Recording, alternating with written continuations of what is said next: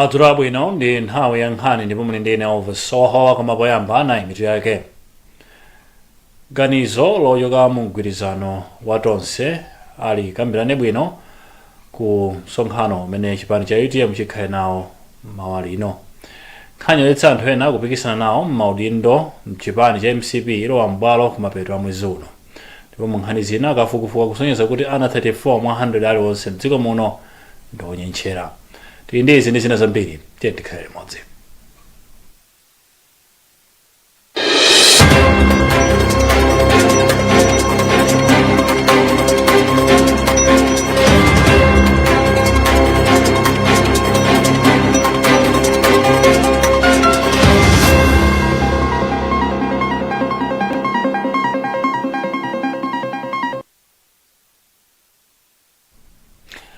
Pali chidwi chachikulu pomwe komiti yaikulu ya chipani cha UTM ikuyembekezeka kukumana lachisanu sabata ino kuti ikambirane zokhudza mgwirizano wake ndi chipani cha Malawi Congress ndi zipani zina.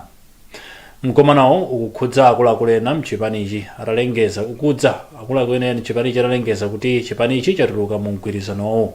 Mese Matonga ali ndi nkhani yonse. Poyankhula ndi Times, oyankhulira chipani cha UTM a Felix Njawala anauza Times kuti komiti yaikulu ya chipanichi ikumana lachisanu mu mzinda wa Lilongwe ndipo wachiwiri wa mtsogoleri wa dziko lino a Michael Usi akuyembekezeka kuti adzatenga nawo mbali pa mkumanowu. Akuyenera ndithu kuti abwera chifukwa anadziwitsidwa komanso sitinandira uthenga uliwonse kuti mwina asafika. Koma mwina poti ndi ofesi yotanganidwa kapena akhali kutchito zina ndikhulupirira kuti mwina ayankhulana ndi Secretary General kuti ngati pali kusintha kwina kulikonse. Koma oyankhulira mu ofesi yawo wachiwiri wa mtsogoleri wa dziko lino apitirani phiri sanapezeke kuti athirirepo ndimanga ngati Ausi adzapezeke pa mkumanowu. Koma malingana ndi programu yochokera ku ofesi ya mtsogoleri wa dziko lino, Ausi akuyembekezeka kukakhala nawo pa zochitika zomwe mtsogoleri wa dziko lino wakonza mu mzinda wa Zomba kuyambira 9 koloko mmawa lachisanu. Kafukufuku akusonyeza kuti ana 34 mwa 100 aliwonse mdziko muno ndi onyenchera. Izi ndi malinga ndi unduna wa zaumoyo. Wachiwiri mkulu woyang'anira zakadyedwe kabwino ku undunawo Akondwani Mpenuwawa ayankhula izi mu mzinda wa Lilongwe pomwe bungwe la German Development Agency GIZ limaphunzitsa anthu zokhudza kadyedwe kabwino. Brenda Kayo ali ndi zambiri mlipoti ili limene wawerenga Malenga Chiyenda. Mpenuwawa anati ndi zofunika kuti Amalawi achilimike pa nkhani zakadyedwe kabwino komanso kumadya zakudya zamagulu makamaka zakudya za nyama. Kuti tithane ndi vuto limeneli tikulimbikitsa anthu kuti azidya zakudya zakasinthasintha komanso kuti azikhala aukhondo chifukwa ndi gawo lalikulu ngati tikudya zakudya zolongosoka koma ngati palibe ukhondo tipeza kuti chakudya chija sichigwira ntchito yoyenera mthupi mwathu. Ndiye tikulimbikitsa anthu kuti tiyeni tidye zakudya za kasinthasintha zosiyanasiyana za magrose asanu ndi limodzi komanso tilimbikitse ukhondo.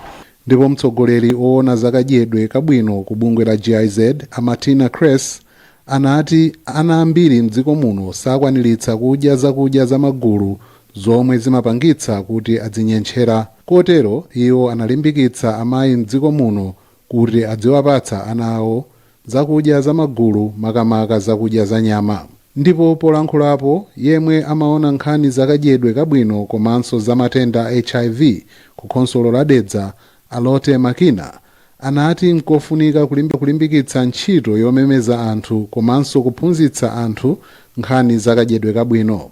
Kadyedwe kake ndikonena kuti azidya mlingo yenera. Ndizoona kunena kuti tikadya kwambiri zimene zizikuzotipasa mavuto azaumoyo.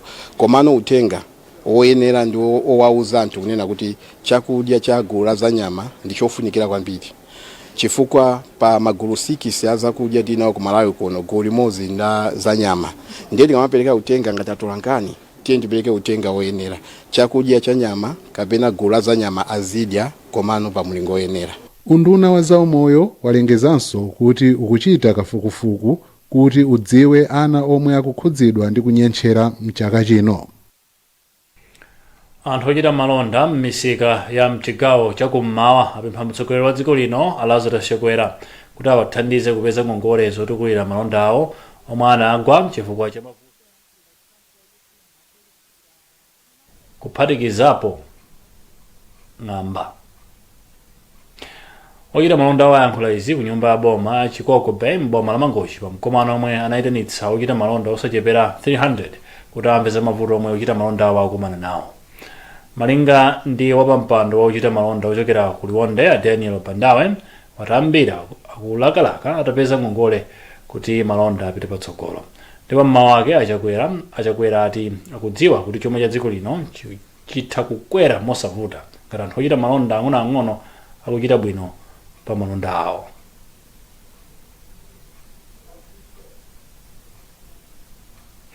Kupitirira nkhani zathu, wachiwiri kamtsogoleri wa dziko lino a Michael Usi walonjeza ochita malonda kuti boma lionetsetsa kuti aliyense apeze mwayi wa ngongole zimene boma likupereka kwa anthu.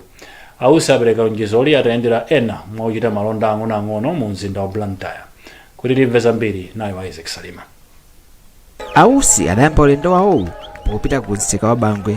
Iwo adalowa mkati mwa msikamo kumene adayecheza ndi kugulitsa malonda komanso kudzionera okha malonda amene anthu ambiri kuderali akumachita.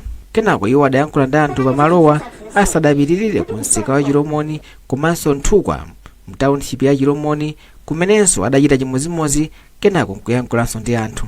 Ausi kenako masana ake adapitanso ku msika wa Chilimba kumene adalinso ndi ntchito ngati yomweyi yoyendera msika komanso kuyankhula kwa anthu. M'malo onsewa Ausi amalimbikitsa anthuwa kuti boma liwonetsetsa kuti liwathandize ndi ngongole ndi cholinga chakuti atukule bizinesi zawo. Iwowo adapemphanso anthuwa kuti aonetsetse kuti akatenga ngongolezi adzibweza. Ausi adalimbikitsanso anthuwa kuti adzizilimbikira pamoyo uno kuti adzizidalira pawokha ndi kuti andale asamatengerepo mwayi pa umphawi wawo nkumawagwiritsa ntchito pa zifukwa zosakhala bwino ponena kuti wodya zake alibe mulandu. Ausi adati ulendowu udali ofunikira kwambiri. Mavenda ambiri amachoka kwawo ndikubwera pa msika alibe chochita kudikirira kuti kena kache kawapeza. Ndiye ena andale amabwera kuwagwiritsa ntchito pa zinthu zolakwika. Ndiye ndimati lero tili ndi mphamvu atinyamata mawa nikuja tikalankalamba sitingapange zimene tikuchita lero. Lero ndi tsiku limene mungathe kukonza tsogolo lanu. Nimene malankhula kuti a president Dr. Lazarus Magavi Chakwera anandiuza kuti pita ukaone imene tingathandizire. Ndiye ndalama tili nazo kuti mavendors iwo alandire azipanga ndalama komanso kuti pamene atenga ngongoleyo azibwezera. Ausi adafika mu mzinda wa Blantyre lachiwiri lapitalo ndipo kuyambirapo akhala kumagwira ntchito zina za boma pamene adakali mchigawo chakumwerachi.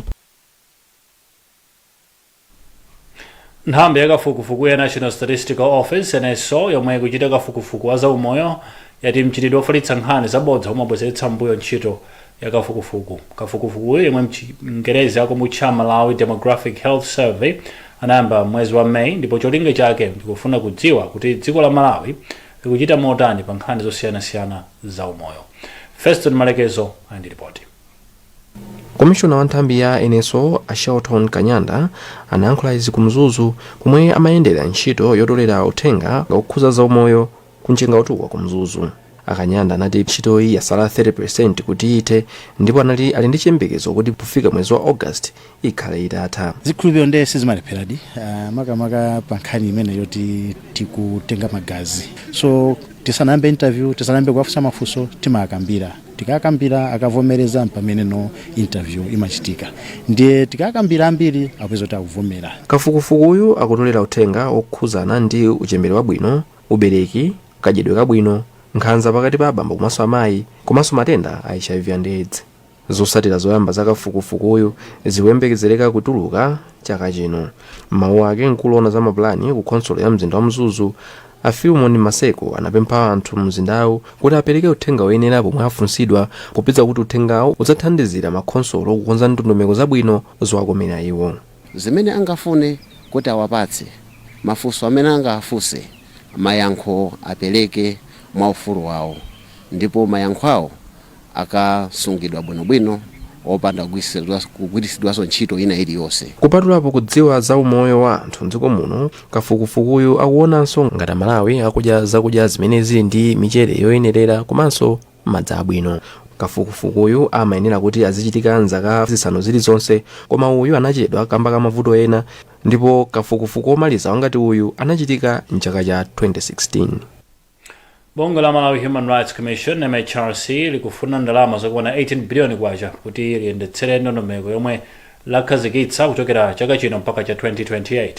Mwazina ndondomeko iyi kufuna kulimbikitsa ufulu wachibadidwe m'migwirizano ndi magulu ena komanso kuonetsetsa kuti bungweli likuchilimika pa nkhani zofufuza ufulu wa anthu. Kathy Maulidi andiripoti. Polankhula momwe amakhazikitsa ndondomekoyi wapampando wa bungwe lomenyera ufulu a Malawi la Malawi Human Rights Commission achikondi chichozi adati ngakhale ndondomekoyi ikufunika ndalama zochuluka chomwechi, bungweli silipatsidwa ndalama zochuluka kuchoka mu ndondomeko ya chuma cha dziko. Mu ndondomeko ya chuma ya chaka cha 2024 mpaka 2025 imalinga ndi achichozi, bungweli lidapempha ndalama zokwana 3 biliyoni kwacha, koma lidapatsidwa ndalama zokwana 2 biliyoni kwacha. Achichozi ati ndalama zina zosakwanira polingalira kafukufuku ochuluka yemwe bungweli limayenera kuchita. Ifeyo ngati commission tifunika ndalama zopitirira 18 billion kwacha kuti tikwanitse ntchito imeneyi, ngakhale kuti panopa timukale mchaka cha 2024 choyambira cha strategic plan, koma ndalama zimene tikulandira ndizochepera ndi 35%, zimene zikuonesa kuti ndizovuta kuti tingakwanitse mandate yathuyo ngati kaperekedwe ka ndalama kuchoka kuboma katapitirire kukhala mmene zikukhalira panopa.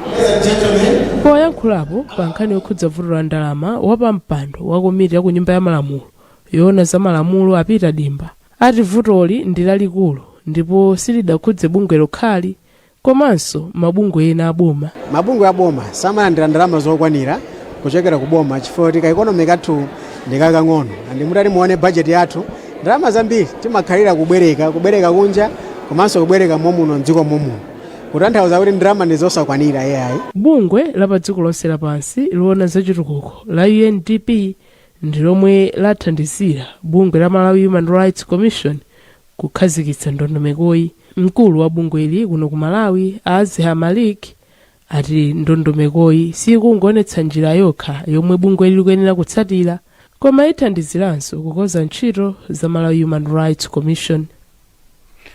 Tipitirize kupatsirani nkhanizi ukatha uthengawo.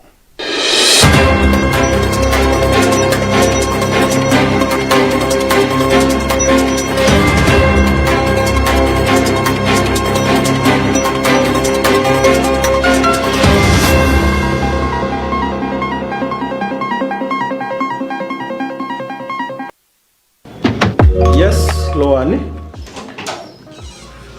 Zikomota kulandirani. Sorry, ndipangita. Bwanji koti.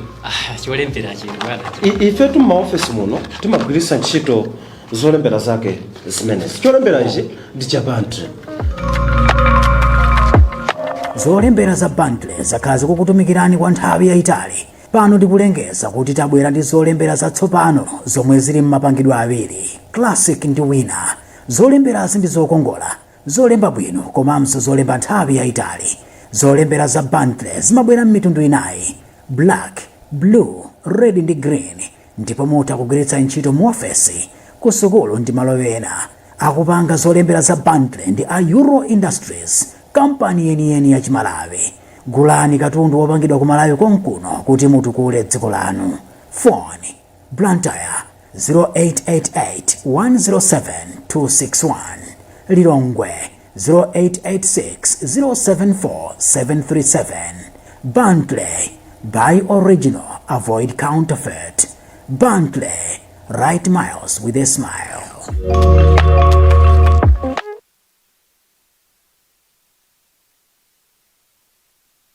Wow, your roof timber trusses look amazing. What's your secret? I only use the best anti-termite products on my timber. I trust Sheldrite Anti-Termite to keep them looking pristine. Sheldrite has a special formula that provides deep nourishment to the wood, protecting it from termites and other wood-boring insects. And the best part? It lasts longer than other brands. And it is also available in a colorless variant. See this? With Sheldrite, the liquid penetrates deep into the wood. But with this other brand, it barely covers the surface. Don't settle for cheap products. Choose Sheldrite. It's the premium choice. Sheldrite, the very best.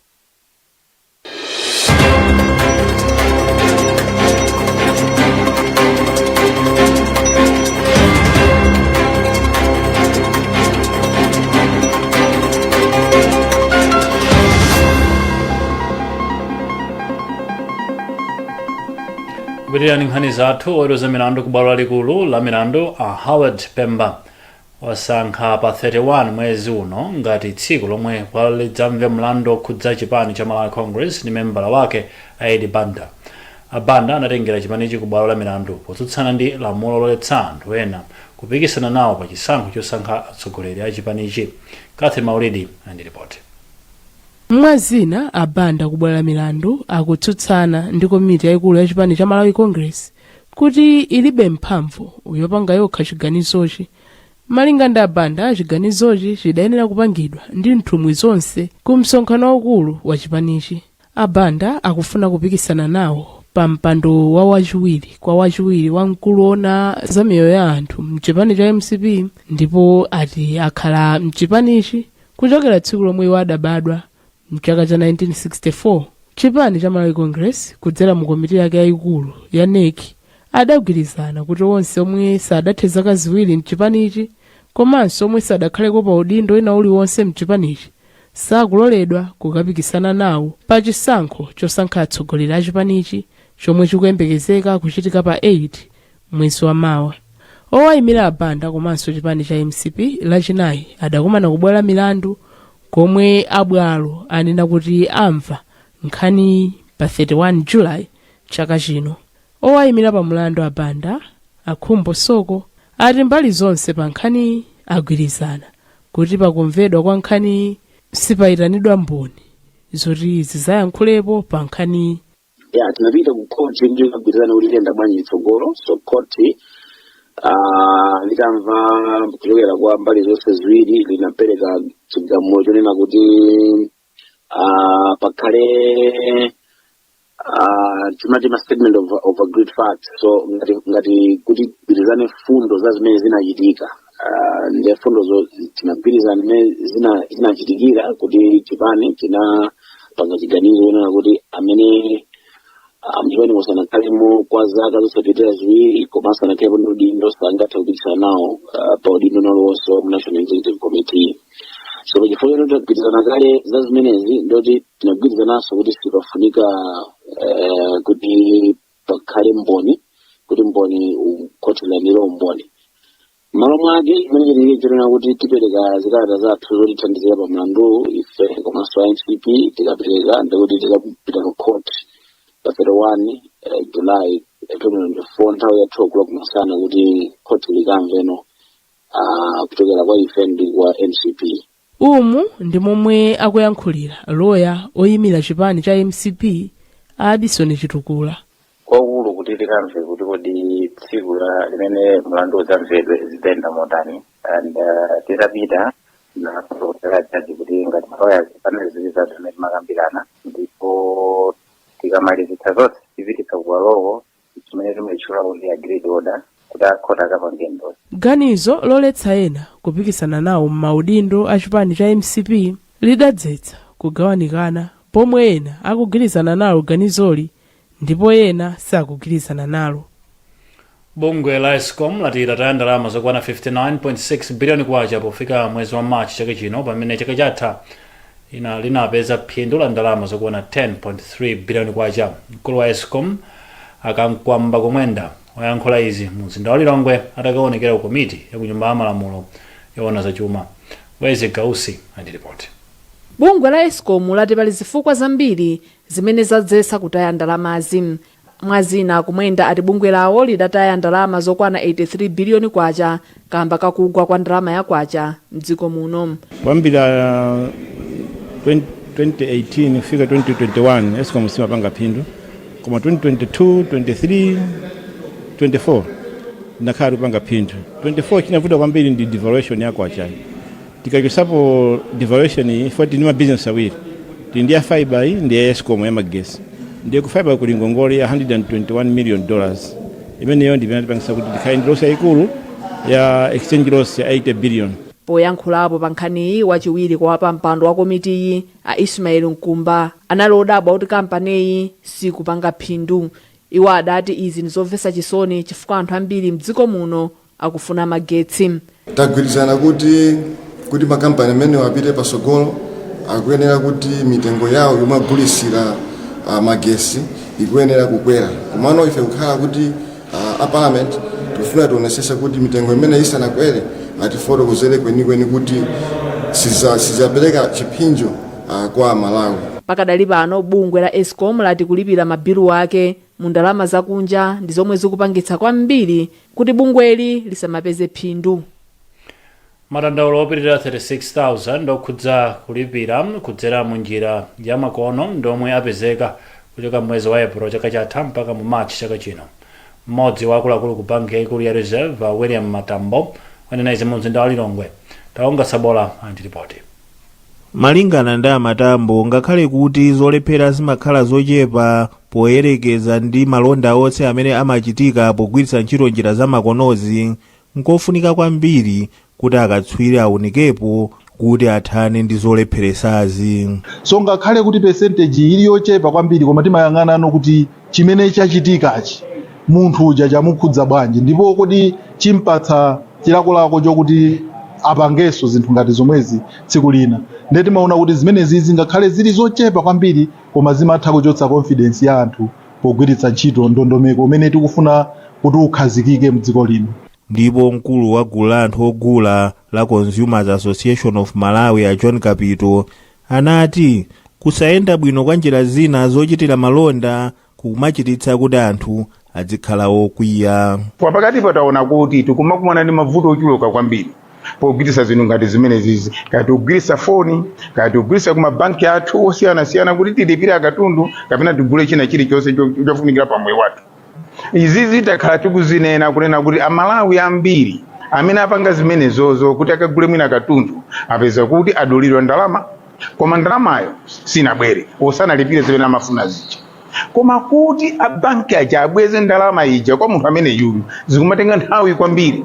Ena mpaka na kuyiwalanso, kutopa kuyendera, kutopa kuyimba foni, komanso kutopa kulankhula aku banki wonse ndikhalanso anthu amwano. Pamkumano pafika akuluakulu ochokera ku Reserve Bank ya Malawi, kumabanki, komanso makampani alamya kuphatikizapo anthu ogula.